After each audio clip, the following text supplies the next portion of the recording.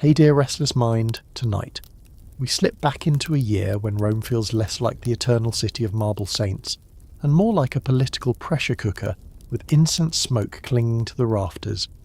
It's the evening of October 12th, 904 CE, and you're standing in the narrow torchlit corridor of the Lateran Palace. The stone walls feel cool under your fingertips, and you can smell a mix of beeswax, old parchment, and the metallic tang of weapons carried by nervous guards. Outside the palace windows the city murmurs, vendors shutting down stalls, distant shouts from taverns, the clatter of hooves on uneven cobblestones. Inside, though, tension hangs so thick that you feel it tighten across your chest. Everyone around you moves briskly, whispers sharply, glances over their shoulders as though expecting a knife to slip out of the dimness. The papacy is changing hands yet again, and every faction fighting for Rome's soul knows that the night may end in blood. You can practically feel the weight of 1,000 ambitions pressing in from all sides, and when a messenger rushes past you, muttering about nobles placing their favourite young candidate on the throne of St. Peter, you realise this is not the serene world of holy men that history textbooks pretend it is. It's messy, dangerous, and, if you're honest, far more interesting. And yes, you probably won't survive this, but that's sort of the charm of medieval Rome, isn't it? Before we wade deeper into the chaos of 8 weird and scandalous popes of the Middle Ages, don't forget to hit that like button so more curious time travellers can stumble into this hot papal mess. Drop your location and the local time you're listening, because if you're hearing about corrupt popes at 3 a.m, you're officially part of the Night Owl Historian Club. And finally, rest easy, brave traveller of the bizarre, for the strangest popes await you. You stand there watching the bustle of Roman nobles, clerics and armed retainers weaving past you, each one tugged toward the gravitational centre of power, the papal throne itself. And in moments like this you grasp the truth that the medieval church is not an island of serenity floating above the world, it is the world with all its flawed cravings. The papacy in this era feels more like the top position in a dynastic board game, where alliances shift overnight. Oaths mean nothing if a better offer appears, and morality is as flexible as a silk purse being tugged at by desperate hands. The powerful families of Rome, Tusculans, Crescenti and others, don't just compete for influence. They physically storm the Lateran, install their sons as popes and demand obedience with steel rather than scripture. You navigate these halls like someone trying not to step on tripwires. In every alcove you pass, political chess pieces are shifting, and you hear murmurs of cardinals scheming to outmaneuver rival households. This is the raw environment that births the strangest popes in history. Not radiant saints on pedestals, but humans caught in a violent, corrupt, and wildly complicated tangle of ambition. Even as you move through the palace, you hear another clerk complain that the position of Pope has come to resemble the office of a regional warlord, more concerned with land, armies and loyalty than spiritual leadership. You learn quickly that medieval popes aren't floating above earthly concerns, they're dug into them, entrenched like commanders in a trench line. That's why the scandals you're about to witness didn't arise in a vacuum. They sprouted from soil fertilised with years of political interference, noble family dominance, and the detailed bureaucratic mess that running a city-state demands. Just think. Somewhere in these halls is the man who will soon be known as John Thorntorth, a pope whose biography reads more like the script of an unbelievably chaotic TV drama than a religious leader's life. But before he arrives on the stage of history, you take note of what shapes him. A papal office that is almost unrecognisable to your modern mind. There is no security of office, no lifetime guarantee of respect, and certainly no expectation that a pope should behave like a saint. Instead, each pontiff is perched precariously between rival factions waiting for them to slip. As you wander deeper, the palace reveals stretches of quiet splendour, glittering mosaics, gold leaf manuscripts, and the scent of incense drifting from the chapel. But even these beautiful corners hum beneath the surface with political tension. A scribe hunched over his desk tells you without looking up that half the popes of the 10th century died violently or were forcibly deposed, He dips his quill, scratches a line, and sighs as though the whole thing is an administrative headache. You can't help but marvel at how casually he notes something that feels deeply unsettling to you. Your modern instincts whisper, "Is this really the headquarters of the most powerful religious institution in Europe?" But yes, it is. And right now it behaves less like the Vatican of postcards and more like an unstable noble estate with a revolving door for ambitious men. This isn't to say every pope of the Middle Ages was terrible. Many were genuinely committed to reform, learning, charity or diplomacy. But the ones you're focusing on tonight, oh, they are the strange glittering jewels in this chaotic crown. The ones whose actions made even their contemporaries go, "Seriously, this guy?" You pass a group of clerics arguing about how one pope, the infamous Benedict Neist, has been acting scandalously even by medieval standards. A senior deacon rolls his eyes and mutters that the papal chair must have a curse on it. It's funny how even people centuries removed from modern skepticism can exhibit the same exhausted tone you reserve for troublesome celebrities who keep trending for all the wrong reasons. You step outside into the cool Roman night, hearing distant chanting from a vigil mass and the clatter of patrol guards marching across the streets. Rome in this era feels contradictory, holy yet corrupt, majestic yet undeniably gritty. Every alleyway looks like it could hide either a relic seller or an assassin. You imagine travelling through this city while trying to understand how these scandalous popes rose to power. The answer becomes clearer when you watch merchants, nobles and priests all vying for influence, each trying to tug the moral compass of the church in their preferred direction. Pope Formosus, whose dead body will eventually be put on trial, once walked these same streets under heavy guard, knowing his enemies were waiting. Benedict IX, it's said, treated the papacy like a personal inheritance and plaything. Alexander VI used the mechanisms of the church like a well-oiled political machine to elevate the Borgia family. As the night deepens, you pass a courtyard where servants are preparing for yet another secret meeting between power brokers. They whisper about forming alliances, controlling territories, and positioning favoured successors. One of them shrugs and says if Rome wants a saint for a pope someday, they should stop letting noble families stage manage the elections like puppet shows. But as it stands, the system produces men who are shaped not by spiritual devotion, but by cutthroat politics and raw survival instincts. And this is the world you're stepping into. A world ready to introduce you to the papal figures whose actions will make your eyebrows fly off your face. The twisting stone corridors guide you toward a softly glowing balcony overlooking the Roman Forum. You pause there, watching flickering torchlight dance across ruins older than memory. In that dim glow, you feel the transition unfolding, your journey from a chaotic introduction into the first figure whose story captures the absolute essence of medieval papal scandal. A young, reckless nobleman about to become Pope John XIII. His ascent will feel inevitable once you've seen the machinery of corruption behind him. You take one last breath of the cool night air, steady yourself against the marble railing, and step forward into the next moment of this winding, dangerous tale. You barely have time to blink before you're pulled forward, down the steps of the Lateran Palace, into the tangled knot of Rome's streets, where word is spreading that the Tusculan family has done something outrageous, even by their own extremely chaotic standards. You weave through the crowd, and as you move, the whispers sharpen into a single clear truth. They have placed their teenage son, barely old enough to grow a proper beard, onto the papal throne. His name is Octavian, though the world will soon know him as Pope John XIII, and his time in power will make you seriously reconsider every childhood painting that showed popes as serene, holy figures in flowing white robes. Right here, in the crush of the Roman streets, you understand the magnitude of what is happening. This is not a cautious scholar or an experienced priest stepping into the role.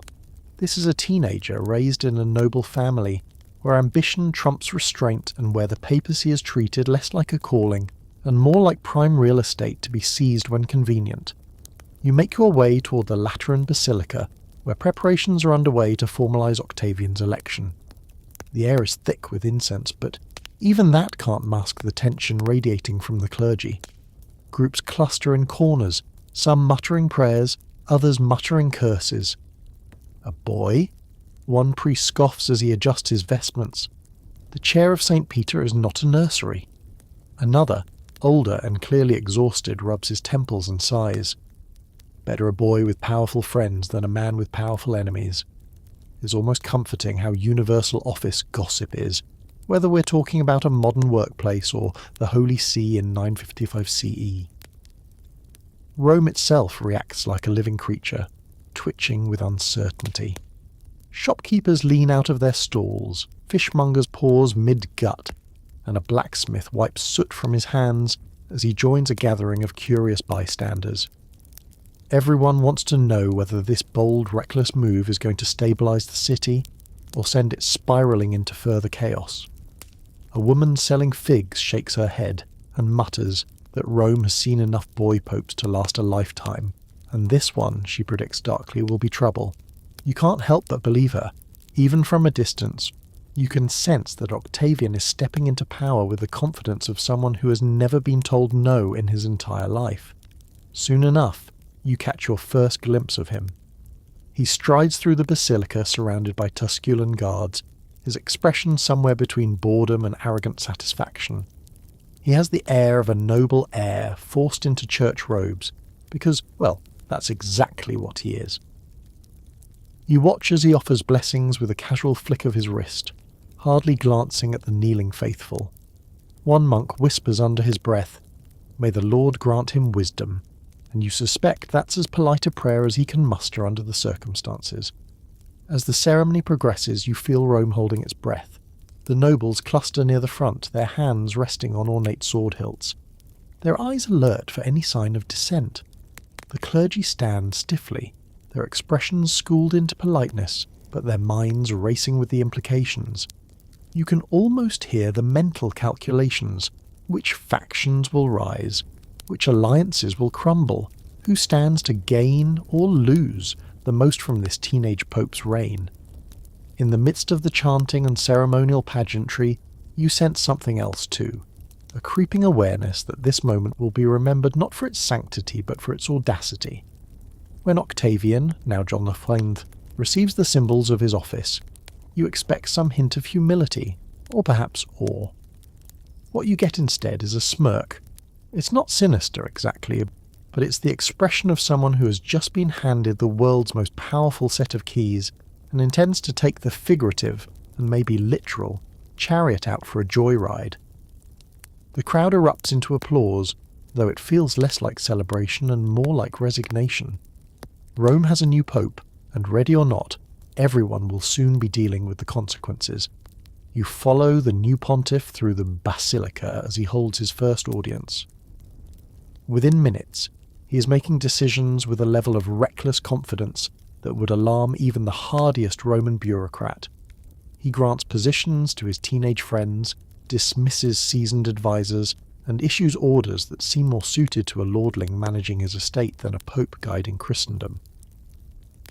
One cardinal glares at him with such intensity you're surprised the man doesn't burst into flames on the spot.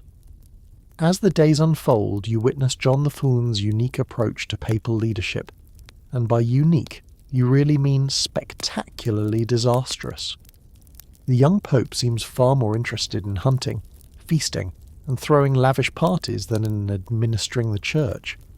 You overhear palace servants whispering about late-night revels that spill through the halls, with music, dancing, and enough wine to make Bacchus raise an eyebrow.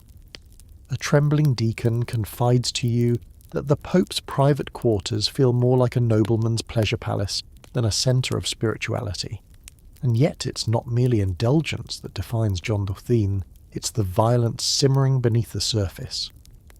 You soon learn that this Pope has a temper as sharp as a whetted sword. When disputes arise, and in Rome, disputes always arise, his first instinct is not negotiation but confrontation. Once, when a nobleman questions his decision to redistribute certain properties, John the Fiend calmly orders the man's eyes gouged out. You recoil, your stomach twisting, and for a moment the world tilts. This is the Pope, the spiritual father of millions, wielding brutality like a street warlord. It doesn't stop there.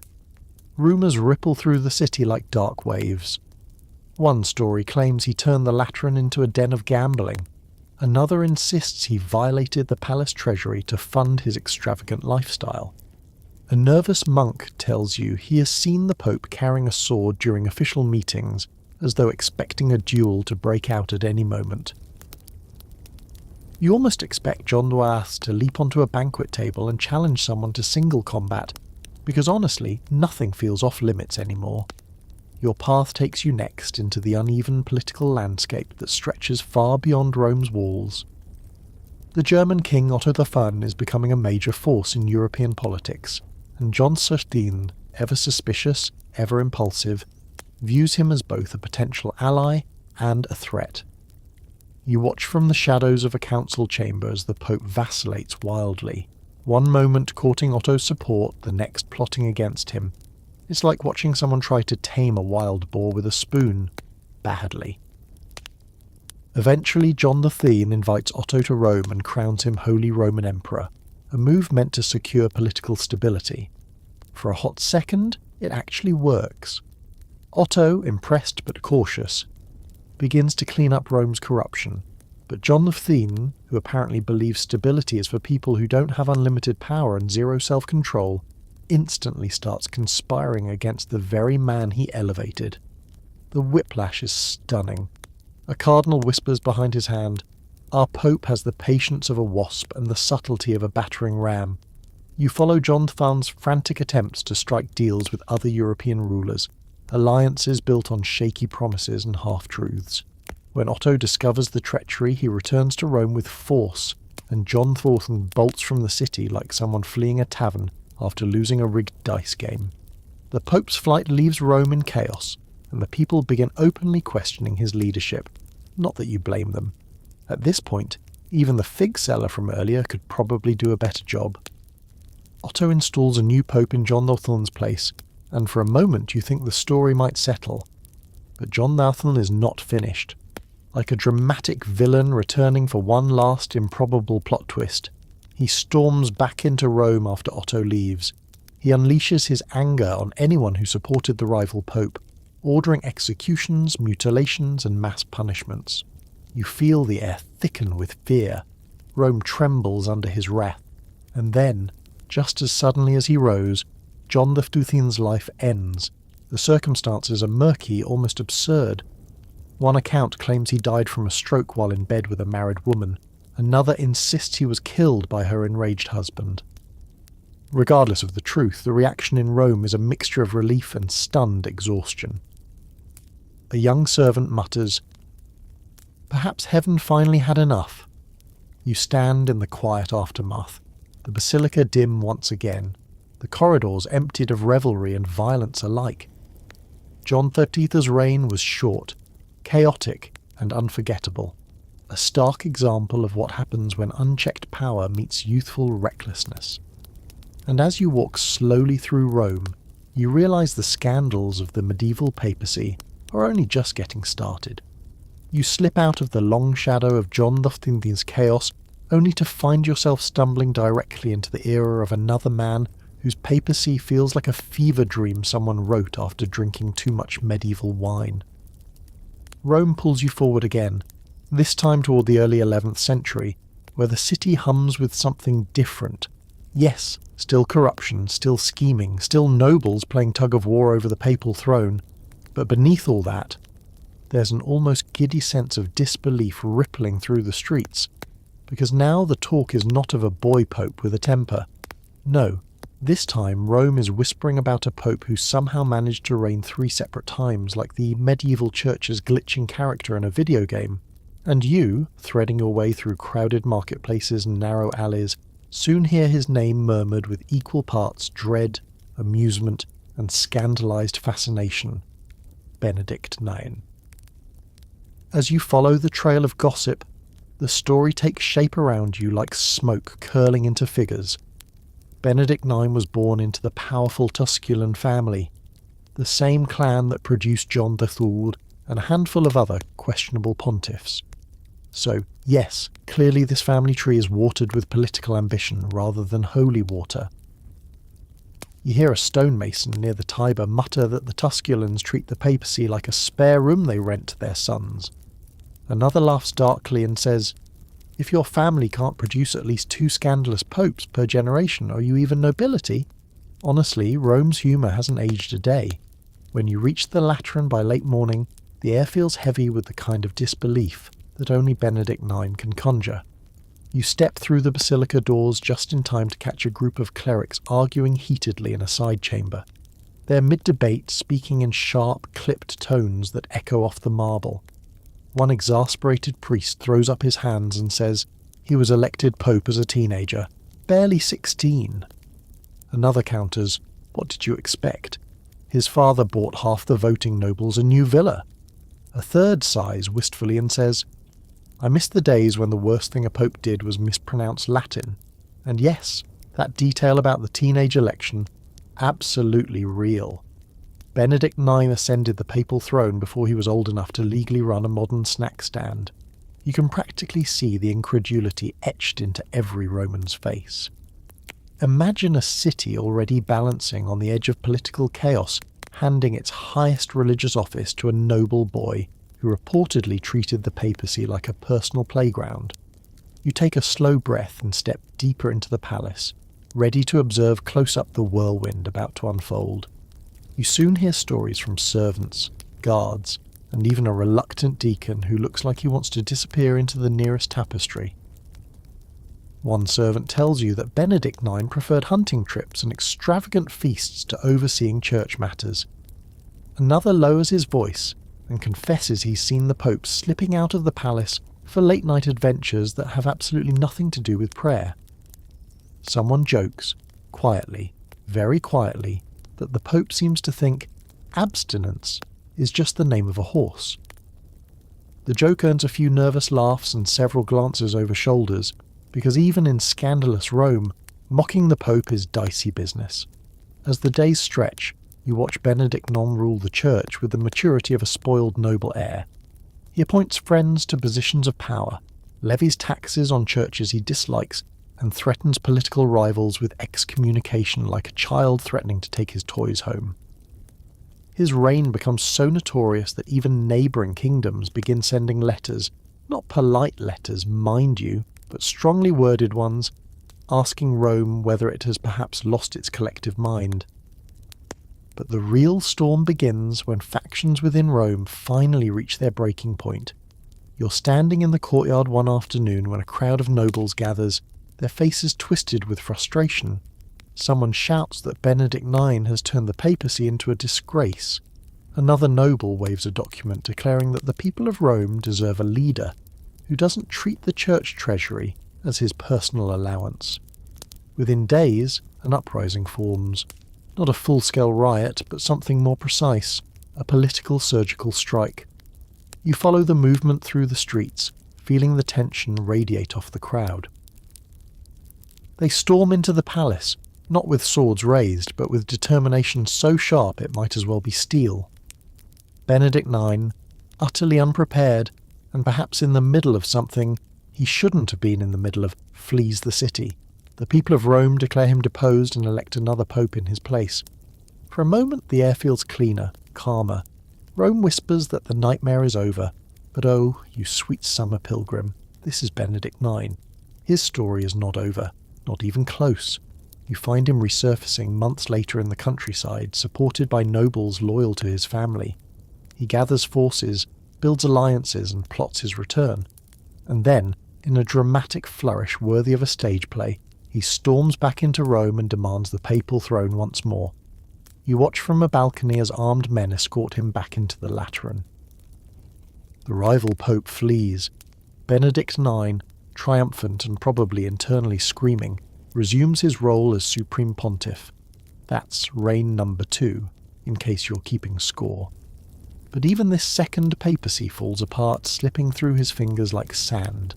His behaviour grows more erratic, more unpredictable. People whisper that he's become impossible to negotiate with. Clerics hide when they hear he's looking for advice. A merchant tells you that Benedict once tried to resolve a property dispute by threatening to excommunicate the Tiber River. You're not sure if that's true, but honestly, at this point, you wouldn't put it past him. And then comes the moment, the one that will go down as one of the most surreal events in papal history. A rumour spreads through Rome like wildfire.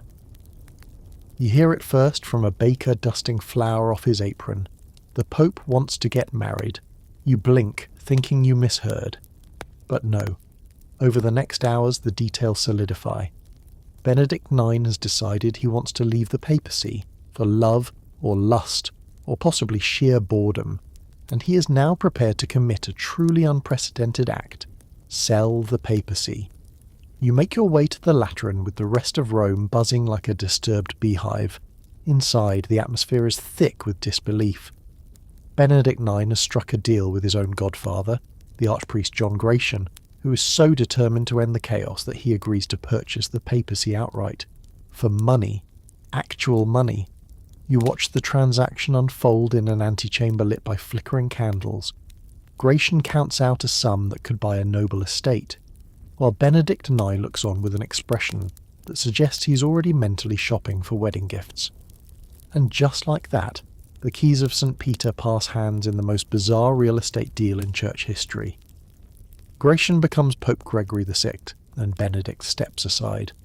It's the kind of moment where even the paintings on the wall seem to lean forward and whisper, "Did that really just happen?" Rome breathes easier. The chaos, it seems, has finally ended. Except, brace yourself, it hasn't. Because Benedict IX later decides that actually he wants the papacy back. Maybe the marriage didn't work out. Maybe he missed the power. Maybe he realised he spent all the money, regardless he returns, again, for reign number 3. At this point, Rome collectively loses its patience. The German king Henry III marches into Italy, determined to fix the mess. At the Synod of Sutri, 3 rival popes, including Benedict IX, are deposed in one sweep like someone clearing their desk of scattered papers. Benedict IX, stripped of his claim, slinks into history. His final years remain hazy, but even that uncertainty feels fitting for a man whose life played out like a medieval soap opera set on fast forward. You stand on the steps of the Lateran now, watching Rome settle slowly, gingerly, into a fragile calm. Benedict IX, the Pope who reigned 3 times, sold the papacy once, and scandalised a city already accustomed to scandal, leaves a legacy that lingers in the air like incense after Mass, dense, unforgettable, and a little bit smoky. And as you turn toward the next chapter of this strange journey, you feel Rome exhale, preparing you to step into the world of a new Pope whose scandals will be less chaotic, perhaps, but far more calculated. You don't need more than a few steps into the late 15th century to feel the shift. Gone is the chaotic, street-brawling Rome of John X and Benedict IX. Now you enter a Renaissance city bursting with colour, art, conspiracies, and a subtle perfume of danger drifting beneath the rosewater and candle smoke. The air feels richer, heavier, as though Rome itself has realised it can dress up its corruption in velvet and gold leaf. This is not the Rome of panicked nobles and furious mobs. This is the Rome of polished ruthlessness, where power is exercised with a smile sharp enough to cut glass. And right in the centre of this glittering storm sits the man whose name, even today, causes eyebrows to shoot skyward, Pope Alexander VI, born Rodrigo Borgia. You slip into Rome on a warm September evening in 1492, just days after Rodrigo's election. The sky has turned a deep indigo, the Tiber shimmers like liquid ink, and the city feels as though it's humming with expectation. People stand in clusters across piazzas, whispering to one another about the Spaniard who has promised to bring order to the Papal States. Some sound hopeful, others sound cautious in the way a person does when they know their new boss has a reputation for firing half the staff on his first day. You drift toward the Vatican and immediately notice the change from earlier eras. Everything here gleams, marble polished to mirror brightness, tapestries so elaborate they look like they might blink awake at any moment. Courtiers in lush embroidered robes glide through corridors like moving paintings, but beneath the luxury you sense a pulse, something calculating, coiled, watching. This is Alexander's Rome, seductive on the surface, razor-sharp underneath. As you wander deeper into the apostolic palace, you find the new pope sitting in audience, exuding confidence the way other men exude heat. Alexander VI has a presence that fills the room. Broad shoulders, expressive hands, dark eyes that miss nothing. When he speaks, people lean in. When he pauses, they freeze. Even his critics admit he is brilliant, charming, articulate, collegiate-level manipulative. The kind of man who could convince you to hand over your last coin and then thank him for taking it. He greets ambassadors with contagious warmth, blesses peasants with theatrical flourish, and reassures bishops with polished diplomacy. And yet, as you observe, it becomes clear that every handshake, every smile, every seemingly casual remark is a move in a larger game. Alexander VI treats politics like a river he has every intention of redirecting. By the time you finish watching a single morning's audience, you've realised that power is not simply held by this pope. It radiates from him, woven into every gesture. Rome quickly learns that Rodrigo Borgia did not shed his family loyalties when he donned the papal tiara. Instead, he elevates his children, Cesare, Juan, Lucrezia, Joffrey, with the unapologetic enthusiasm of a proud father managing the world's most powerful family business. You watch as he appoints Cesare, brilliant and terrifying in equal measure, as a cardinal despite the young man's clear disinterest in spiritual matters. You witness the celebrations thrown for Juan's elevation to Captain General of the Papal Forces, and you see how Lucrezia, poised and intelligent, becomes a strategic diplomatic asset, her marriages arranged to shape political alliances across Italy. The Roman elite mutter behind fans and wine cups. "He is shameless," one noblewoman whispers dramatically. Another shrugs and replies, "At least he's efficient." Honestly, neither of them is wrong. But Alexander VI's nepotism, though legendary, is only the beginning. You're soon swept into the darker, more intricate manoeuvres that define his papacy. One morning you follow the trail of a hushed rumour from the Piazza Navona to the steps of Castel Sant'Angelo. The papal treasury is overflowing, it seems, thanks to a combination of indulgence sales, land taxes, political bribes, and a suspicious number of conveniently timed vacancies in wealthy bishoprics. Alexander VI understands money better than any banker in Florence. He gathers it, channels it, uses it as fuel to support the military campaigns of his beloved Cesare, whose ambition glows like a bonfire across central Italy. But corruption alone doesn't make Alexander VI infamous. It's the way he blends vice with sanctity, darkness with brilliance, scandal with absolute strategic elegance. You sit in on a consistory where he negotiates with ambassadors from France, Spain, Naples, and Venice, wielding each alliance like a chess piece. When one faction threatens him, he pivots seamlessly toward another. When a war looms, he maneuvers so artfully that both sides end up believing they have his support. Watching him is like watching a master painter layer colours so subtly that you don't notice the transformation until it's complete. Yet even in all this intrigue, Rome still hungers for drama, and Alexander VI provides plenty.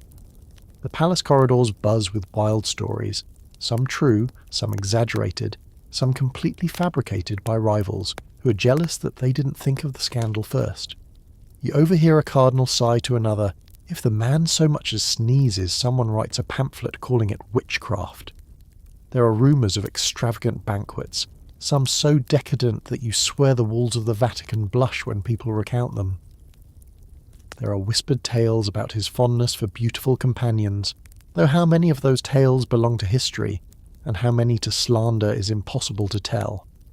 You hear stories of political assassinations orchestrated in the shadows, poisonings that leave nobles gasping, and secret deals sealed in candlelit chambers under threat of war. Some of these stories are true, some are half-true, and some frankly sound like someone stayed up late inventing plot twists. But none of them exist without reason. Alexander VI's Rome is a place where ambition burns hot enough to scorch anyone who gets too close. The Borgia family does not merely swim in political waters, they churn them into whirlpools. Cesare, in particular, becomes a figure of fascination for you. Tall, controlled, brilliant, and chillingly decisive. He moves through battles and negotiations with the elegance of a Renaissance prince and the cold precision of a seasoned warlord. His father's papacy funds his campaigns, his reputation, and his growing power. You watch as Alexander VI supports Cesare's mission to carve out a unified state in central Italy, an unprecedented vision that terrifies rival families. While the Pope smiles warmly during Mass, Cesare marches on fortified towns, topples local lords, and offers surrender terms written in ink still warm from the Vatican's treasury pens. Rome becomes a stage for their joint ambition, and you realise that the Borgias do nothing halfway. Of course, such boldness invites enemies. Everywhere you turn, factions plot to undermine the Pope, the Orsini, the Colonna, the Sforza, the French, even members of the College of Cardinals. They fear the Borgias' growing influence, and fear in Rome is the first ingredient in conspiracy. You stand in dim hallways where men murmur plans of rebellion or assassination. You witness letters intercepted, alliances betrayed, and confessions extracted under circumstances you'd prefer not to imagine too vividly. And yet, Alexander VI endures. His charm, his cunning, his ability to outmaneuver everyone, even in scandal, keeps him afloat. He navigates wars, plagues, betrayals, shifting alliances, and endless international disputes with the calm confidence of a man who thrives in chaos. But even the greatest political jugglers eventually drop a ball. You experience the moment the change comes. It's a humid August night in 1503, and Rome feels restless. A heavy storm brews over the Vatican, lightning rippling like cracks in the sky. Inside, a banquet is underway, small, polished, carefully curated. Alexander VI and Cesare dine together, planning their next strategic move in the chessboard of Italy, and then, within days, disaster strikes. The symptoms hit suddenly. Fever, vomiting, weakness. Both father and son collapse. Theories explode across Rome faster than arrows in battle. Some whisper poison, others mutter malaria, still others point at political enemies with trembling fingers. You see panic ripple through the palace. Physicians rush between chambers. Servants cry quietly in corners. Cardinals gather in anxious clusters, waiting to see which way the winds of power will shift. Cesare survives, but Alexander VI does not. When the Pope dies, Rome seems to sag with a mixture of shock, dread, and secret relief. His reign, with all its brilliance, excess, plus ambition and scandal, leaves behind a legacy that will echo across centuries. Some call him a villain, others call him a genius. Many honestly call him both. You walk through the Vatican gardens the morning after his death. Dew clings to the grass. A soft breeze carries the smell of roses and wet stone. The city feels muted, uncertain. Without Alexander VI's charisma and political force, the Vatican seems to shrink slightly, like a magnificent tapestry missing its central thread. But your journey doesn't end here. For all the scandals of the Borgias, another story waits, one stranger than any yet, one that involves not corruption among the living, but the trial of someone who wasn't even alive anymore. And as you move toward the next chapter of medieval papal madness, you can already feel the chill of something far more surreal waiting for you. The shift into the late 9th century happens so suddenly, you feel a shiver dance up your spine. One moment you're surrounded by Renaissance marble and Borgia ambition, and the next you're walking along a muddy Roman street under a grey sky that hangs low and heavy, as though it knows what absurdity is about to unfold. The air is cool, carrying the scent of wet earth, candle smoke, and distant church bells ringing over a city that feels equally exhausted and restless. Rome at this time is fractured, bruised by decades of political power grabs, family rivalries, and bitter clerical disputes. It's the kind of place where people look over their shoulders more often than they look ahead. As you wind your way toward the Lateran Palace, You notice everyone seems to be talking about the same man, Pope Formosus. His name passes from one person to another like a secret or a warning. Some speak of him with respect, recalling his diplomatic skill, his complex alliances, his attempts to bring stability to a turbulent church. Others mutter accusations, claiming he interfered in secular politics too deeply, or that he had ambitions that made powerful noble families feel threatened. You feel immediately that this man, long dead now, evokes strong emotions on both sides of the grave. When you finally reach the palace, the atmosphere is thick with something that doesn't feel like grief or reverence. It feels like anticipation. Uneasy, watchful, morbid anticipation. You pass through a hall where clerics whisper sharply, their faces drawn tight. One elderly bishop shakes his head and mutters, "This is madness. Absolute madness." Another replies grimly, "Justice is justice, even for the dead." You freeze. The dead? A young monk nearby catches your expression and leans close, his voice trembling as he whispers, "Pope Stephen VI is going to put Formosus on trial." He stares at you, wide-eyed, waiting for your disbelief. You deliver it silently. "Yes," he continues, swallowing hard, "the corpse, the actual corpse." You would like to believe this is some sick medieval joke, the kind told after too much cheap wine. But the look in his eyes tells you everything you need to know. This is real, and Rome is about to witness one of the strangest events in all of papal history, the Cadaver Synod. You're swept along with the crowd entering the basilica, the air thick with the damp smell of wet wool cloaks and the distant perfume of incense. People are pressed shoulder to shoulder, murmuring nervously as they gather before the raised platform where trials are usually held. But today the audience seems to hold its breath as attendants drag in a coffin and set it beside the tribunal. You fight the urge to step back. Something about the weight of the moment presses down on you like a physical force. Then, with unsettling ceremony, the lid is pried open. You feel your stomach twist. Inside lies the decayed body of Pope Formosus, dressed in full papal vestments, mitre, gloves, pallium, his skeletal hands arranged stiffly across his chest. The corpse is propped up on a throne as though he's preparing to greet visitors. The effect is grotesque and heartbreaking. You sense a ripple of horror move through the crowd. One woman near you presses her hand to her mouth. Another crosses herself rapidly, whispering a prayer meant as protection against witnessing something deeply unnatural. Then Pope Stephen VI enters. He marches down the aisle with an expression carved from fury and fanaticism. His voice booms through the basilica as he announces the charges: perjury, violating canon law, presiding as bishop illegally, conspiring with enemies of the papacy. The accusations crash one after another, each louder than the last, as though Stephen can't contain his rage. You can't help but wonder whether these charges are truly about justice or about politics, revenge, and fear. Because Formosus, even in death, still has enemies. His alliances had reshaped papal politics, and those who hated him in life refused to let him rest in peace. Now they want his legacy destroyed, erased, humiliated. A deacon is brought forward, his expression grim, his steps reluctant. His job?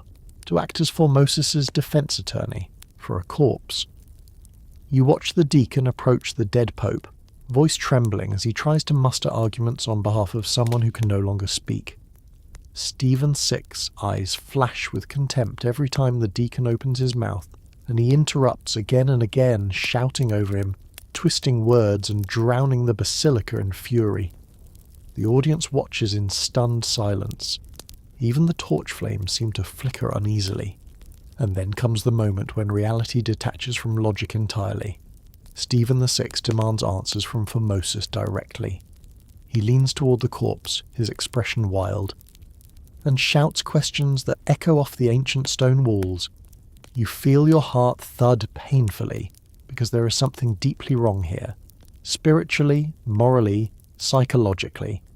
It feels like watching sanity unravel in front of you. Formosus, of course, says nothing. A servant gives the corpse a slight puppet-like tilt, as though encouraging him to respond. The crowd gasps. Someone near you mutters, "God help us." Another whispers, "This is not justice, this is vengeance." When the verdict arrives, it comes as no surprise. Guilty on all counts. Stephen VI roars the sentence with violent satisfaction, for Moses is to be stripped of his papal vestments, his ordinations declared invalid, and his corpse tossed into the Tiber. The attendants move forward again. You watch, horrified, as they tear away the sacred garments, ripping silk and linen, leaving the decaying body exposed in a gesture meant to humiliate. One attendant retches quietly. Another closes his eyes tightly, as though wishing he were anywhere else. The corpse slumps forward, limp, pitiful, and then they drag him, out of the basilica. The streets of Rome are packed as the grim procession winds toward the river. Some watch with shock, others with shame, a few with vindictive satisfaction. But the overall feeling is something you recognize, the sense of witnessing a world that has lost its balance. The attendants reach the Tiber's edge, stop briefly, then heave the corpse into the murky water. A splash, a ripple. Silence.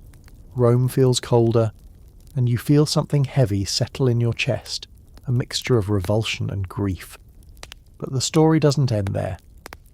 Within months, Stephen VI's violent theatricality catches up to him. Riots erupt across Rome. People who remained silent during the synod now speak with fury. The city seems to awaken from a nightmare. You hear shouts, see torches swinging through the night. Stephen VI is seized, imprisoned, and strangled. Formosis's corpse is later recovered from the Tiber by monks who swear they followed a miraculous vision. They rebury him with honour. Later popes annul the cadaver synod's verdict entirely. Some even restore his legacy with solemnity. But nothing, no decree, no ceremony, no correction, can erase the memory of what Rome witnessed. A pope putting another pope, a dead pope, on trial. It remains one of the most grotesque and bewildering sagas in church history, a reminder of just how far medieval power struggles could go. You walk slowly away from the riverbank now, feeling the weight of centuries settling around you. The night is quiet. Lanterns glow faintly in windows. Rome exhales after chaos once more. Your journey through 8 shocking medieval popes is complete. But before you drift into sleep, let your mind settle, your breath soften, and your heart calm. Now, as you step back from centuries of scandal, corruption, ambition, and spectacle, the world around you begins to slow. The voices of scheming nobles fade into a distant murmur. The torchlight flames soften, blurring into a warm golden haze. You feel the cool stone of Rome's streets beneath your steps, but with every breath, the hardness of history melts gently away, becoming softer, quieter, almost dreamlike. Above you, clouds drift apart to reveal a calm night sky, sprinkled with stars that glimmer like tiny lanterns guiding you home. The Tiber's surface smooths, reflecting those same stars until the water looks like a pathway of light. You follow it in your mind, letting the echoes of medieval tumult dissolve behind you. All the sharp edges of these stories dull into gentle curves. The loudest conflicts soften into whispers. Even the strange courtroom of the cadaver synod becomes unreal, fading like a fragment of an old dream you're slowly waking from. What remains is only the steady comfort of knowing that history, no matter how wild, cannot touch you here. You breathe in slowly, the air becomes warmer, your shoulders loosen, your heartbeat settles into a calm rhythmic pace that feels older than time. The flickering shadows of ancient Rome retreat, replaced by a feeling of quiet safety wrapping around you like a cloak. You picture a candle burning low, its flame steady and soft, guiding your thoughts toward rest. Let your mind drift now across centuries, across empires, across the rise and fall of countless lives, all of them fading into gentle silence. You're carried forward, drifting peacefully, leaving only the soft glow of understanding behind you.